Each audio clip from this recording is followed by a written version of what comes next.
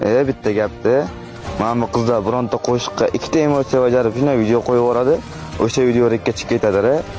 Yoki biron yaxshiroq chiqqan videosini shunday o'ziniki qilib qo'yib yuboradi, o'sha video ham rekka chiqib ketadi.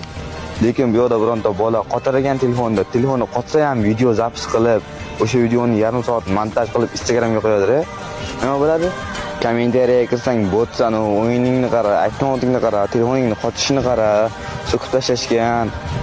Undan nima ayb? Telefonni qotsa ham shu trener bo'lishni orzu qilib video zapis qilganimi yoki bloger bo'lishni orzu qilib o'sha videoni yarim soat montaj qilib Instagramga qo'yganimi?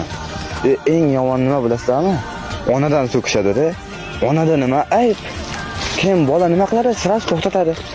Harakat qilyapti, harakatini evaziga so'kish eshityapti. Nima kerak unga bu narsa?